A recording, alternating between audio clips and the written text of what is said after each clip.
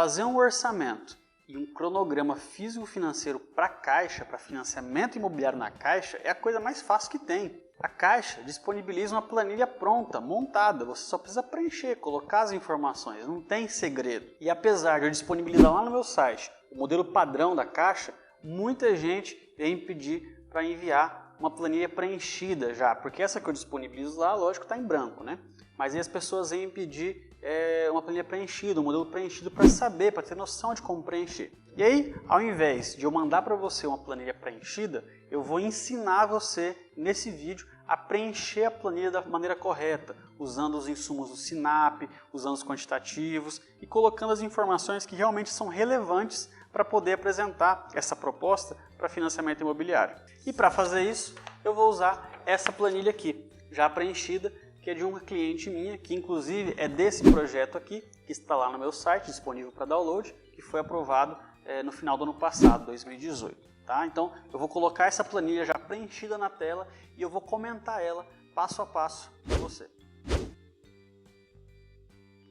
Seja muito bem-vindo ao canal Mestre da Obra. Eu sou Cleison Orlando e agora eu vou te ensinar como preencher a PFUI, a planilha de proposta de financiamento de unidade isolada da Caixa. Mas antes, é claro, eu não posso deixar de falar para você do meu livro, Guia Interativo Construções Financiadas. É um livro completo, sensacional, mais de 160 páginas, vários vídeos no YouTube, onde eu explico tudo o que você precisa saber sobre financiamento imobiliário.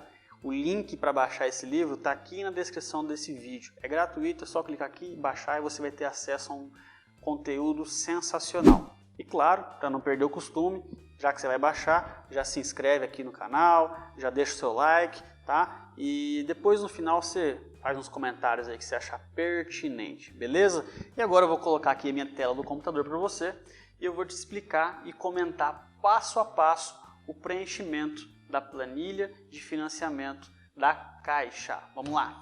Muito bem, já estamos aqui com a planilha PFUI aberta no computador. E agora eu vou passando, vou descendo aqui e explicando cada detalhe do preenchimento dessa planilha, beleza? Então vamos lá.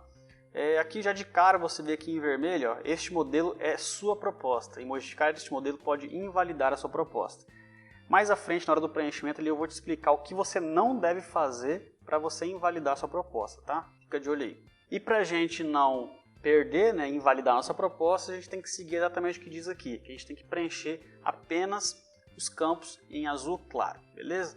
Vamos começar aqui pela parte inicial da planilha, que é onde a gente tem que preencher os dados do cliente, do proponente e também os nossos, do projetista, né? Então, aqui no proponente vai colocar o nome da pessoa que está financiando, o CPF dela, aqui o nome do responsável técnico, aqui o CREA, o CAL do responsável técnico, o CPF do responsável técnico, o telefone do responsável técnico, tá? O endereço da obra, lembre sempre de compatibilizar isso, de colocar aqui o mesmo endereço que está na matrícula, o mesmo endereço que está no projeto, o mesmo endereço que está no memorial descritivo, porque a incompatibilidade entre os documentos pode ser uma negativa de garantia, uma negativa de aprovação do processo. Tá? Coloca aqui o lote a quadro, eu gosto de colocar, CEP, bairro, município, estado, e aqui você vai informar qual que é o tipo do imóvel proposto, se é uma casa, se é um apartamento, se é outro tipo, né? Enfim. A questão do se é um imóvel comercial, se é um imóvel residencial também, né? Ou imóvel misto.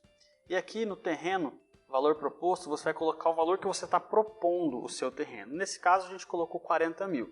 Não adianta querer colocar um terreno aí de 100 mil por 40 por 50 mil, porque esse terreno vai ser avaliado na hora que a gente for fazer a análise desse processo. Então você tem que colocar algo aí que realmente represente a realidade da sua região, tá? Não adianta querer inventar coisa aqui que não tem como não. Na hora da avaliação isso aí vai cair, tá? Coloca aqui o número da matrícula do imóvel, né? Informa qual ofício que é e qual a comarca que está registrada essa matrícula, porque assim, em algumas cidades a comarca que faz o registro das matrículas pode ser outra cidade, isso aí acontece, tá? Então você tem que ficar de olho e saber exatamente qual que é a comarca que está registrada a matrícula. Aqui na parte de baixo, a gente vai informar algumas questões básicas. Por exemplo, se o imóvel, se a certidão do imóvel foi expedida pelo um cartório de registro de imóveis, né? A gente vai colocar aqui no caso se atende, se não atende, no caso tem que se atende, né? Para poder passar. A documentação para aquisição do terreno, aqui a gente vai colocar, a gente vai informar nesse ponto aqui, se o nosso terreno é do cliente ou se ele vai ser comprado, né? É aqui que a gente diferencia se é um processo de aquisição de terreno e construção ou se é um processo de construção em terreno próprio.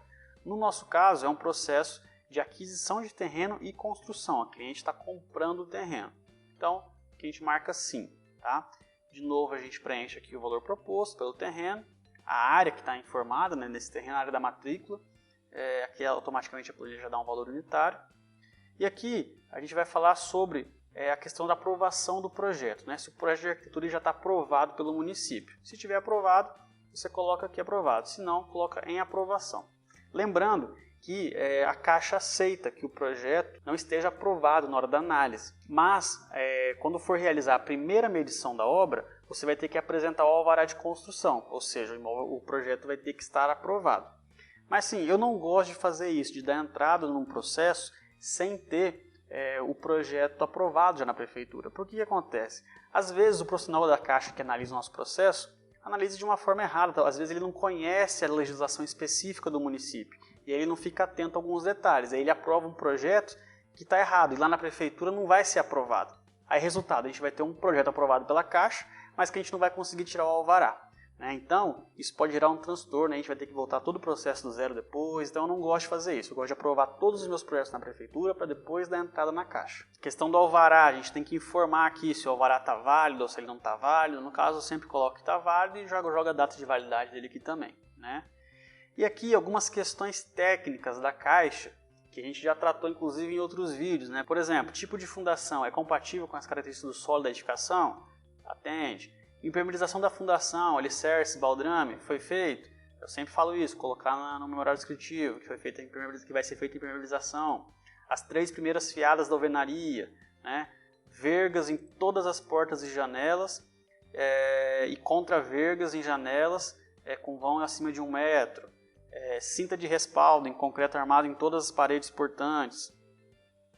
Tratamento contra cupim em todo tipo de madeira, estrutura da cobertura, esquadria, folha, marco contra marco, alisar, tudo, você tem que colocar isso. E o uso de materiais de construção com formas técnicas brasileiras, em especial aí o que diz o PBQPH. Aqui a gente vai informar os responsáveis técnicos da obra, pelo projeto arquitetônico, pelo projeto estrutural, pelo projeto elétrico, sanitário, os complementares, se tiver mais, e a execução da obra. Basicamente, eu sempre apresento em todos os meus processos esses 4 projetos, arquitetônico, estrutural, elétrico e sanitário. De impermeabilização eu não apresento, eu coloco no memorial descritivo, como vai ser feitas as impermeabilizações.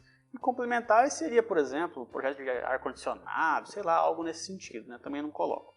E, lógico, a RT de execução da obra. Então eu informo aqui o número de cada RT, o número da execução da obra, o meu nome, CPF, o seu conselho, no caso o meu CREA, o estado, dependendo do estado que for a gente coloca o estado referente ao seu conselho, e o registro aí do seu conselho, seja um CAL ou seja um CREA. Aqui embaixo a gente vai informar o sistema construtivo, se ele é um sistema convencional ou não convencional. O que é um sistema convencional? É aquele que tem uma prescrição normativa, Por exemplo, alvenaria estrutural, ou alvenaria estruturada, pilar viga e tal, aquelas coisas todas. Ou, no caso de não convencional, você vai colocar aqui, por exemplo, steel frame, parede de PVC, enfim, qualquer outro tipo que não seja convencional. Só que tem um detalhe, quando você marca essa opção aqui, automaticamente esse processo tem que ser analisado por um profissional do quadro próprio da Caixa, no caso um profissional interno. Eu sou prestador de serviço, a minha empresa presta serviço para a Caixa, eu não sou funcionário da Caixa. Quando você coloca um sistema construtivo não convencional, quem vai analisar esse processo são os funcionários internos da Caixa, então cuidado com isso. Padrão de acabamento, você vai informar se a sua casa tem um padrão alto, normal, baixo ou mínimo. O regime de construção, você vai informar se é uma administração direta ou se é uma empreitada por construtora.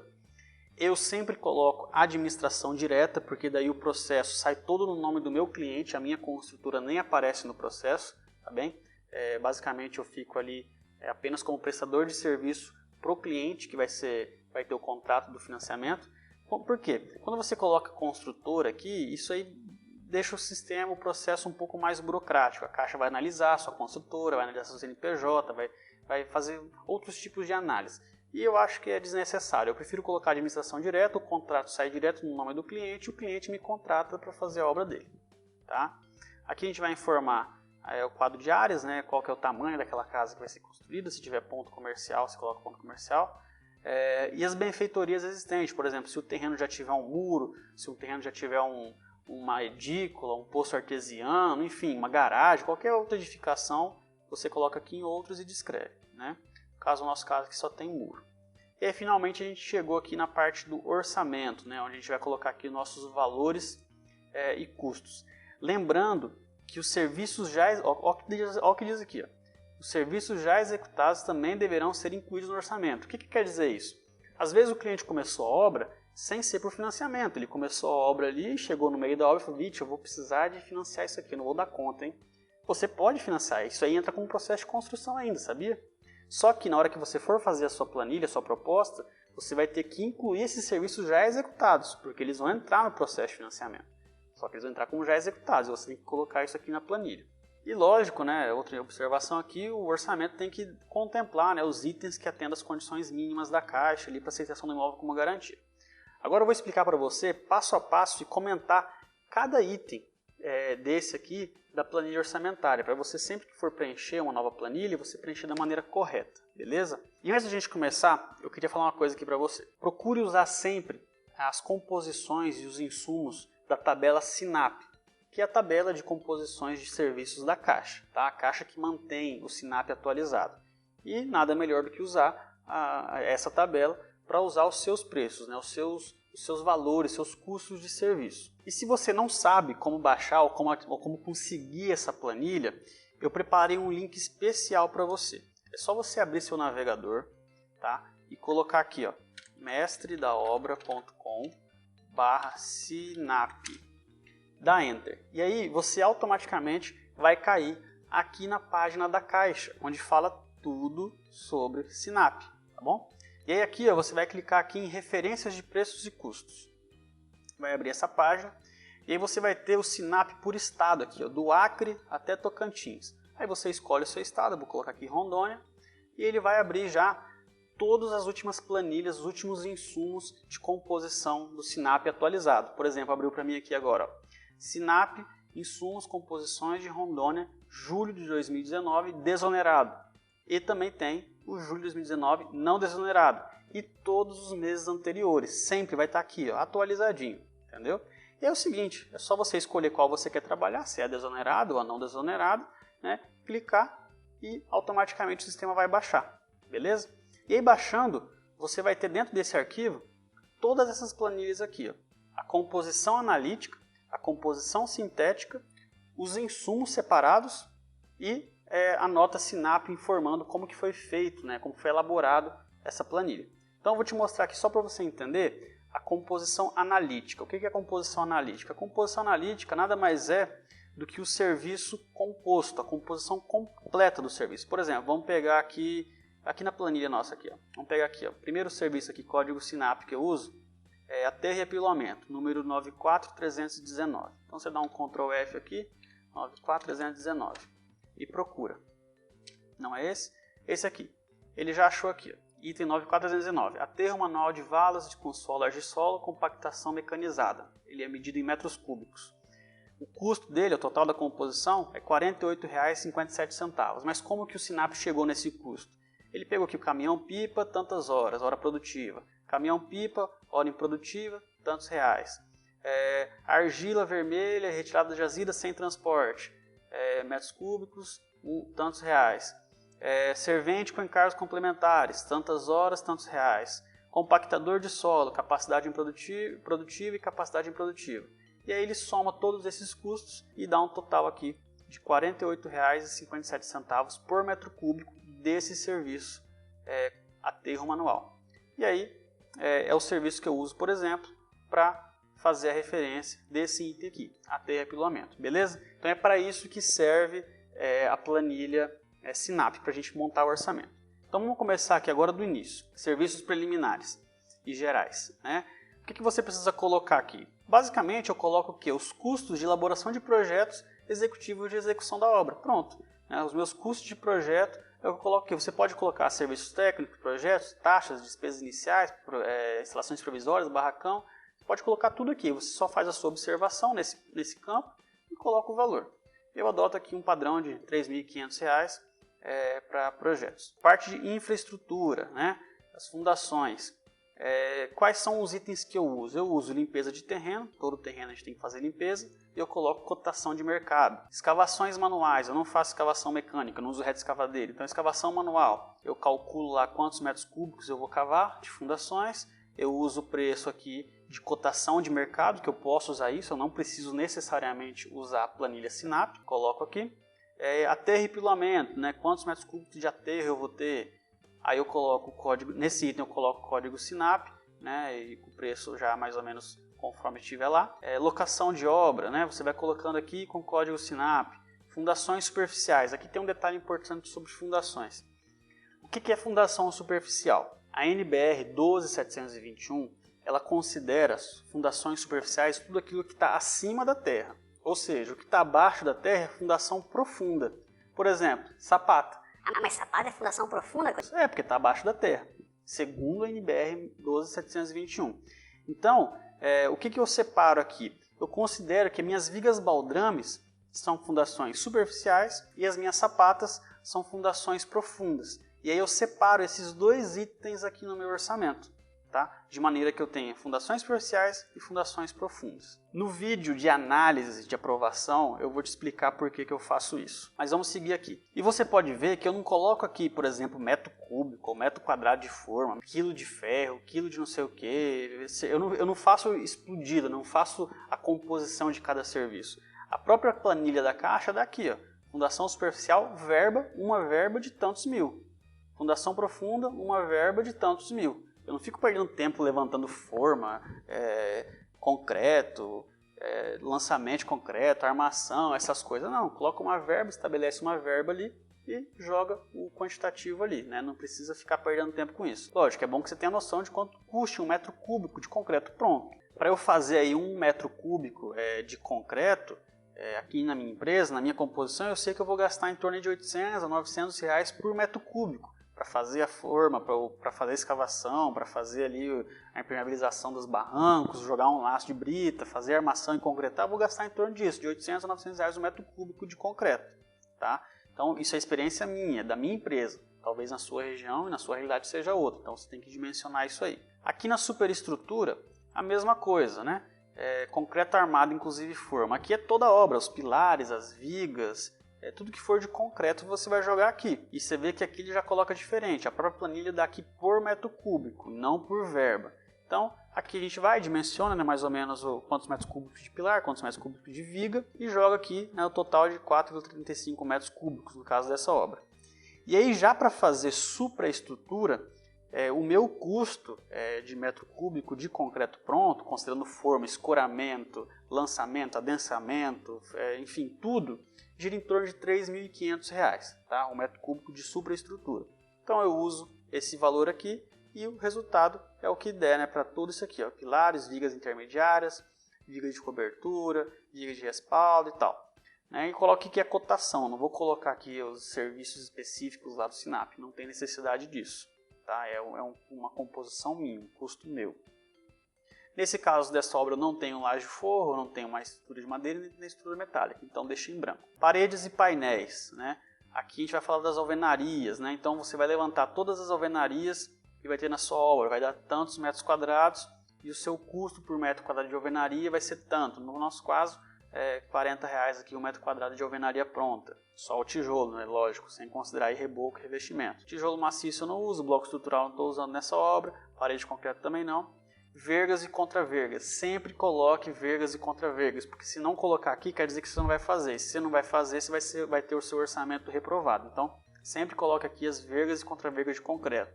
E o próprio planilha daqui que ela é medida em metros, né? Então, a gente mede lá quantos metros vai ter de verga e contraverga, joga aqui e pega o custo do Sinap. Se você jogar aqui, ó, código Sinap 93.137, vergas moldadas em loco. Quer conferir? Vamos pegar a planilha aqui, ó, planilha Sinap sintético. Vamos pesquisar aqui, 93.187. Ó, verga moldada em loco em concreto para janelas com mais de 1,5 m de vão. R$ 48,06. Então, nossa, aqui R$ 38,00. Essa planilha é antiga, ano passado, então está um pouquinho menos. Então você vê que a gente consegue usar referências, né? Esquadrias. Aqui você vai colocar as portas, as janelas de toda a sua obra, né? No caso, geralmente janelas eu uso vidro temperado, então eu coloco aqui embaixo, ó, vidros e plásticos. Aqui eu coloco só as portas, né? Então eu coloco aqui porta de entrada completa, uma ao custo de tanto. E portas internas completas, né? 5 conjuntos ao custo de tanto. E aqui, se você pegar esse código SINAP aqui, ó, 90843, você vai ver que essa aqui é a composição de um kit completo. Com a porta, com alisar, com marco, contramarco, enfim, a porta completa vai estar aqui. Então você não precisa ficar lá pegando composição só dos batentes, composição só dos alisares, a porta, não. Você pega esse item aqui, conjunto, e aí joga aqui e você está com o seu orçamento bem estruturado. Aí aqui nos vidros e plásticos, aqui sim eu coloco os meus vidros, que geralmente eu uso vidro temperado, né, nas janelas. Então a gente levanta lá quantos metros quadrados de vidro temperado, vai ter na obra inteira, e joga o valor aqui, geralmente cotação de mercado, eu não uso planilha SINAP aqui. Aí eu só informo, né, vidro temperado, 8 mm, inclusive ferragens e acabamentos. Coberturas, né, aqui é importantíssimo, ó. Estrutura do telhado, né, o que a gente vai gastar de estrutura do telhado.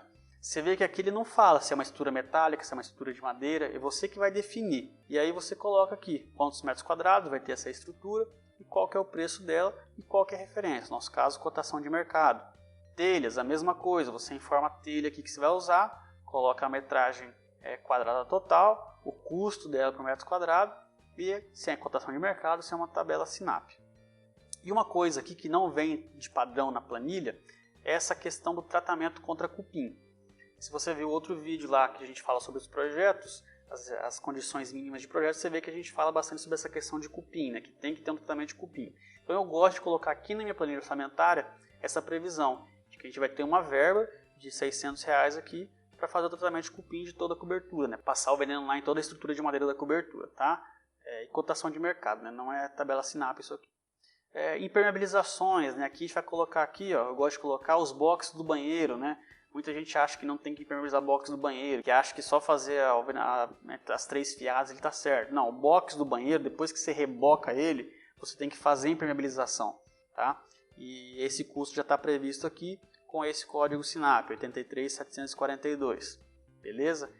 Impermeabilização até a 3ª fiada do perímetro externo, né? Eu gosto de colocar esse item porque também não vem na planilha por padrão, então já coloco aqui, levanto quantos metros quadrados, coloco aqui o preço da composição SINAP e aí a gente tem a nossa impermeabilização da obra garantida.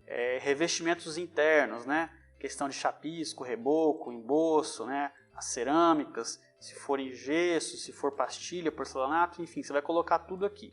E aí a mesma coisa, você levanta quantos metros quadrados, cada serviço desse, coloca o preço, se é uma cotação de mercado ou se é uma tabela SINAP, né? Você coloca o código e informa aqui os seus dados, beleza? Forros. Forros você vai indicar se é um forro PVC, se é um forro de gesso, se é um forro de madeira, né? E lógico, tem que estar de acordo com o projeto, né? Com o que você colocou no projeto, no memorial descritivo, né? Então você informa aqui a metragem, coloca a cotação ou a tabela SINAP que você usou, né? O código.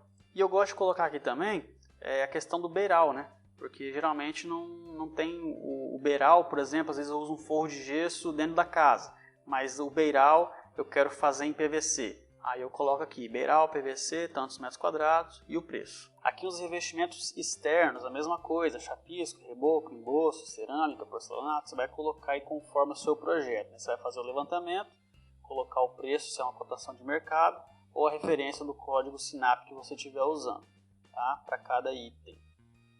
Pintura. Pintura você vai falar sobre enmassamento, você vai falar sobre a pintura interna, sobre a pintura externa, sobre a pintura sobre madeira e tal. Todo tipo de pintura que tiver na sua obra.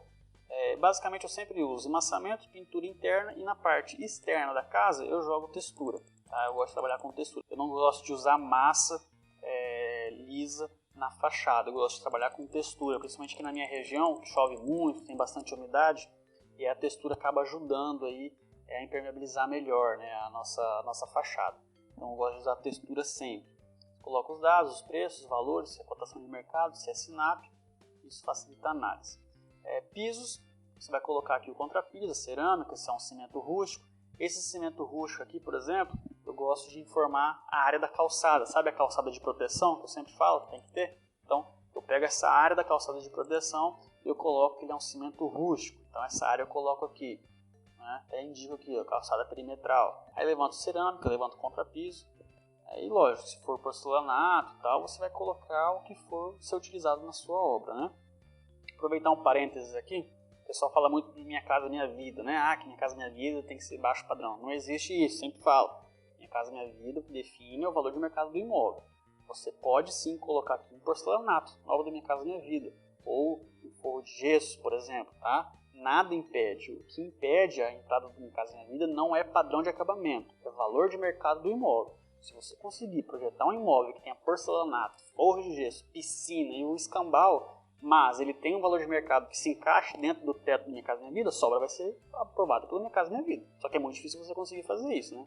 Exagerar no acabamento e fazer essa obra ter um valor de mercado de Minha Casa Minha Vida, né? Então, cuidado com isso. Aqui nos acabamentos, você vai informar rodapés, né? Quantos metros de rodapé vai ter, quantos metros de soleira, quantos metros de peitoril. E aí colocar, eu gosto de usar os códigos SINAP aqui nesses itens, né? Porque isso pode variar muito de cidade para cidade, né? Porque tem cidade que tem marmoraria, tem cidade que não tem, enfim. Isso varia bastante, então eu gosto de usar aqui sempre o código SINAP. Instalações elétricas e telefônicas, né? Como que eu faço? Como que eu gosto de fazer aqui, né, esse levantamento?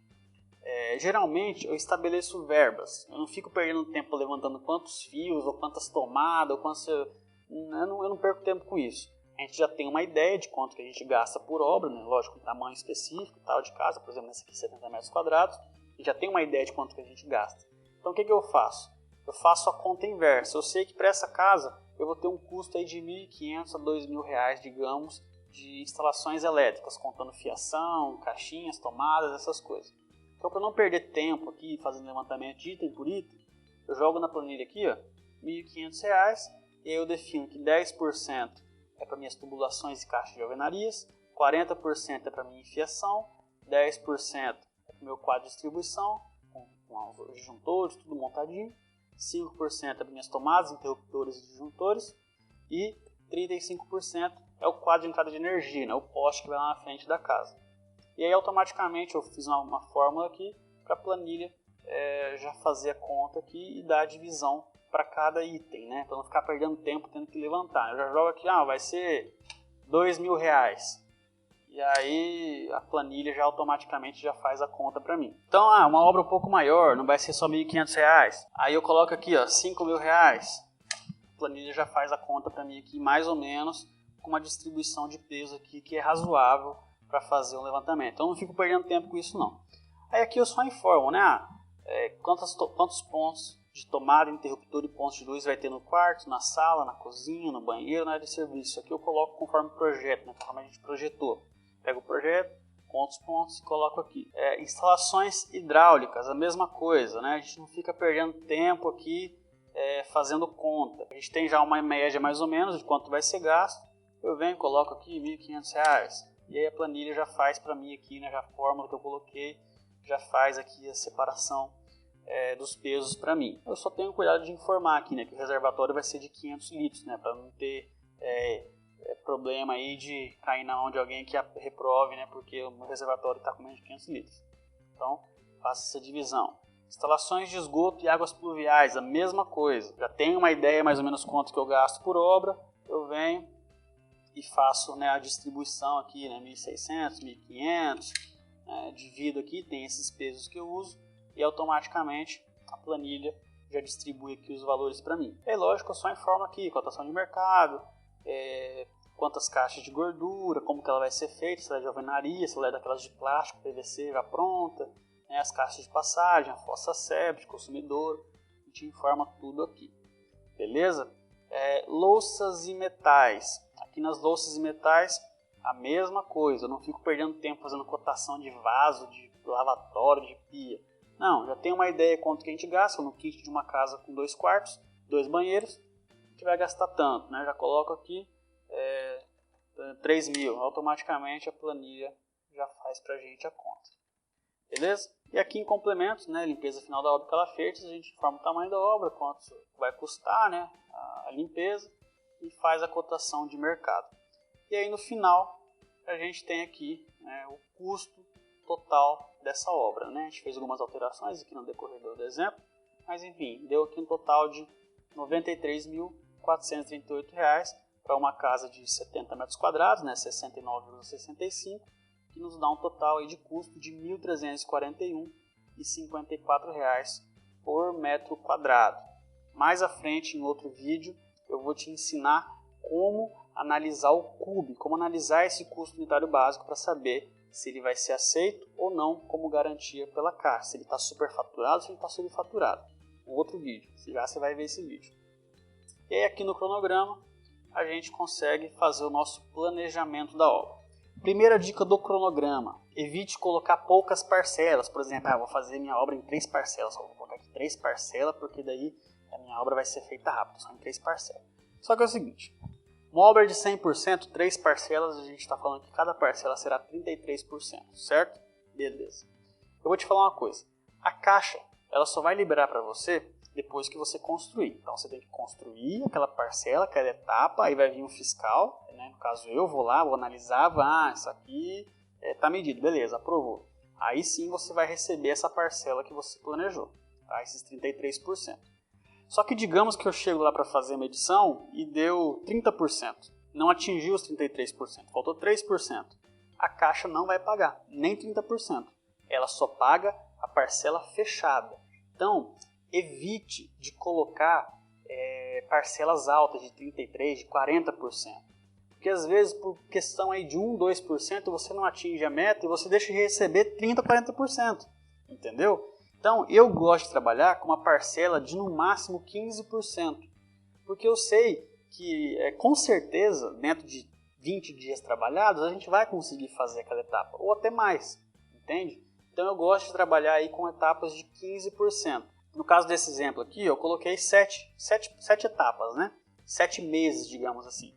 Só que isso aqui é o seguinte, é como eu distribuí a obra em 7 etapas, toda etapa de 15% mais ou menos, certo? Só que acontece, se eu fizer em um mês 2 etapas, atingir essas 2 etapas aqui, né, 29,13%, eu vou receber os 29,13%, não vou receber por mês. E isso é muito bom, por quê? É aquele caso, digamos que a nossa etapa fosse 3 meses e é 33%. E aí a gente executou 30%. A gente não vai receber os 33%, nem 30%, porque a gente não completou a etapa. Mas se tiver dividido dessa forma, e a gente executar 30%, eu vou receber essas 2 etapas. Por quê? Porque as 2 etapas totalizam 29%. Então, essa é a dica principal para a questão do cronograma. Separe em etapas pequenas, porque você vai receber conforme você executar essa etapa. Se você não executar por completo, você não vai receber, beleza? Então, a primeira dica é essa aí. Outra dica é evite de fazer serviços executados de maneira inexequível. Por exemplo, colocar a pintura antes do reboco ou colocar forro de gesso antes de terminar a cobertura. Enfim, você tem que pensar a obra conforme o planejamento dela mesmo, conforme ela vai ser executada. E de forma que você consiga atingir esse planejamento, para poder você conseguir atingir essas etapas que você está informando aqui. Senão, corre o risco de você trabalhar o mês inteiro e não conseguir receber o que deveria ser recebido. Beleza? E por fim, a última dica que eu falo aqui é a questão da última parcela. Uma das exigências da Caixa é de que a última parcela ela tenha pelo menos 5%. O que é isso? Essa retenção de 5% não é só a Caixa que faz, isso aí a Prefeitura faz, outros bancos fazem, enfim, até mesmo empresas privadas fazem essa retenção de 5% no final da obra. Por quê? Essa retenção é feita para garantir que a pessoa que fez a obra, ao final da obra, faça a averbação, ou seja, regularize, documente aquela obra. Vai lá no INSS, pega a certidão de negativa de débitos da obra, vai lá na Prefeitura, pega o ABITS da obra, aí vai lá no cartório, faz a averbação da construção na matrícula do imóvel e aí regulariza esse imóvel. Tá? E aí, somente depois de você regularizar essa obra na matrícula do imóvel, é que a Caixa vai liberar esses 5%. Então, uma das exigências da Caixa é que a última parcela tem que ter pelo menos 5%. Um exemplo disso, digamos que eu termino a obra ali e tal, complete 100%. E a minha última parcela está aqui, é 15%. A Caixa não vai pagar para mim a parcela total final, ela vai pagar só a diferença desses 5%, ou seja, nesse caso, se eu usar 15, ela vai pagar só 10%, mesmo que eu tenha terminado a obra completa, mesmo que eu tenha terminado toda a obra. E ela só vai liberar essa diferença depois que a gente apresentar aí a matrícula do imóvel averbada, beleza? Então, essa é a dica aí do cronograma. Aí, lógico, né? Questão de prazo, você pode planejar a sua obra aí de 2 meses, né? De 2 períodos até 24 períodos, tá? Eu já vi muita gente falar que no máximo 12 meses e tal. Não existe isso, é de 2 a 24 meses você pode planejar a sua obra, beleza? Então aí se você quiser colocar aí etapas de 5%, você pode colocar várias etapas aí de 5% até completar 100. Só que aí você vai executar essa obra em 3 meses, digamos assim, né? Então você consegue se planejar dessa forma, beleza? E por fim você coloca aqui a data, né? Quando foi feita a planilha, o responsável técnico. Lembrando que o responsável técnico que assina a PFUI tem que ser o mesmo responsável técnico de execução da obra. Não pode ser o responsável técnico dos projetos, beleza? O responsável técnico que assina a execução da obra é o mesmo que tem que assinar a planilha PFUI da Caixa. Então é isso, agora você sabe exatamente como preencher a planilha PFUI da Caixa com as principais dicas. Se você ainda não tem essa planilha, o modelo dela, aqui embaixo do vídeo eu vou deixar o link para você fazer o download lá no meu site, tá? E lógico, vai usando esse vídeo aqui agora, que a gente acabou de fazer, para poder fazer os seus primeiros preenchimentos, fazer as suas primeiras planilhas, né? Seguindo esses detalhes aí, eu tenho certeza que você vai ter bastante êxito no preenchimento das suas propostas de financiamento na Caixa. Lembre-se, use aquele link www.mestredaobra.com/sinap para você ter acesso a todas as planilhas mais atualizadas do Sinap disponível para a sua região. Então assim, lembre sempre de conferir os serviços, informar se aquilo é uma cotação, se aquilo é uma composição própria, se aquilo é uma composição do Sinap, se aquilo é uma composição do TCPO, por exemplo. Enfim, lembre sempre de informar isso, porque isso facilita na nossa análise, quando a gente for analisar o processo. Confira os dados sempre do cliente, os seus dados, o endereço da obra, faz essa compatibilização entre planilha, projeto, memorial descritivo, tá? Os documentos do imóvel, né, a matrícula, sempre procure deixar os dados exatos, não deixar dados diferentes, porque se tiver alguma coisa diferente, a gente pode acabar negando aí a aprovação do seu projeto. E agora eu vou te ensinar, sabe sobre o quê? Sobre o CUB. Como você saber se o custo unitário básico da sua obra, né, o seu preço unitário da sua obra, pode ser aceito ou não na planilha orçamentária que você apresentar. Eu vou te ensinar nesse vídeo aqui em cima. É só você clicar nesse vídeo que você vai saber como encontrar o CUB ideal para o seu projeto, para não ficar uma obra superfaturada e nem subfaturada, de maneira que você consiga aprovar aí nesse orçamento nas suas propostas de financiamento imobiliário. E nesse vídeo aqui de baixo eu vou te ensinar como fazer a determinação de valor de mercado do imóvel que você está projetando ou pretendendo executar. E essa informação é importantíssima para nós como projetistas, né? Para a gente conseguir fazer encaixar, né, o imóvel do nosso cliente no financiamento que ele está pretendendo.